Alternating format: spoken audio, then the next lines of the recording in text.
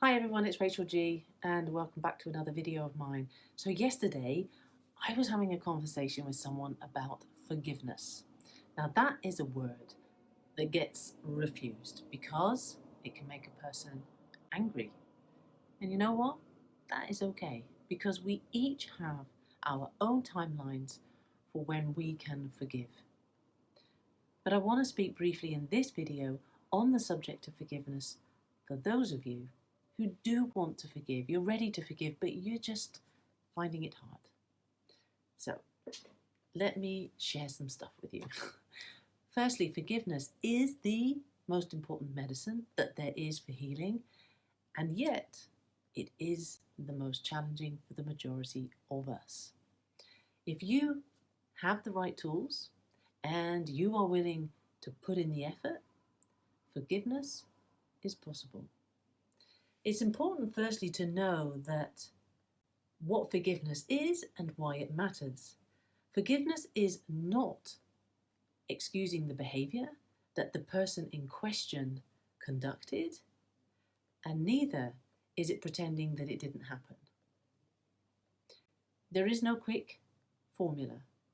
It is a process of practicing different things that can develop a forgiving heart. Forgiveness is a conscious, deliberate decision to release feelings of resentment or vengeance towards a person or a group who you believe has harmed you in some way. I have done a lot of work on forgiveness. It has helped increase my self-esteem. It has given me a sense of inner strength and safety. I found truth amid the lies that I often told myself because of the person who hurt me deeply. Lies like, I'm not worthy, I'm not enough, I'm unlovable. Forgiveness heals. It allows you to move on in life with meaning and purpose. So, I want to share with you 3 things that I have practiced that have helped me in the forgiveness journey. So, it sounds funny, but I practiced forgiveness. So I worked on positively changing my inner world by learning to be forgiveness healthy. So think of it like this. When you set out to start something new, to get healthier, let's say it's weight training. You begin slowly and you gradually build up that muscle. While the same applies to the forgiveness muscle. You start slowly and you incorporate at regular intervals forgiveness workouts into your everyday life.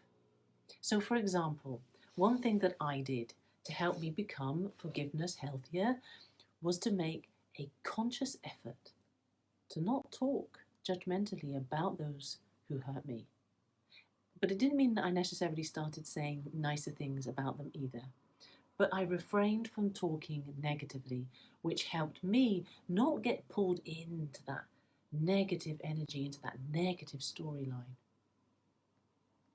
And did you know you develop a forgiving mind through empathy?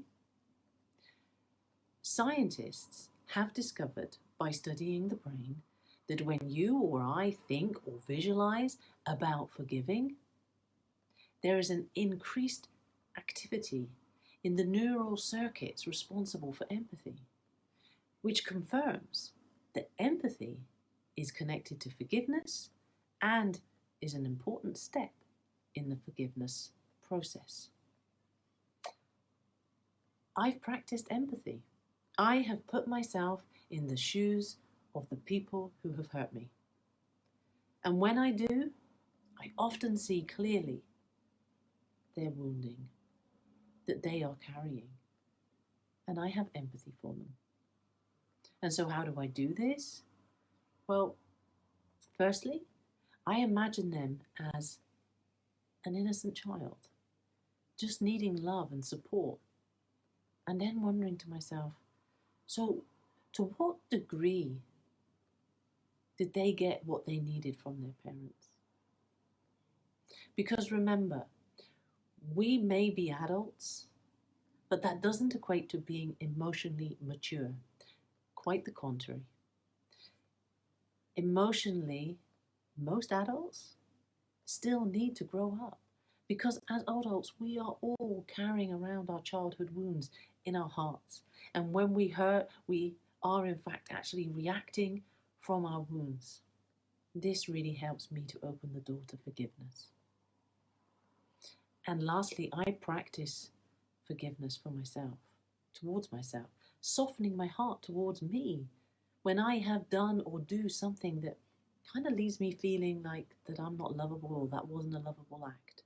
And instead of rejecting myself and being nasty and hurtful with all the inner self-talk, I take care and I learn from the incident and I offer myself forgiveness.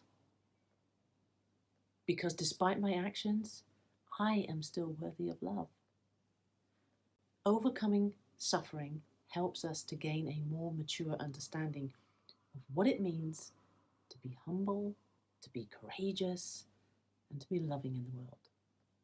We can help one another overcome suffering when we choose forgiveness.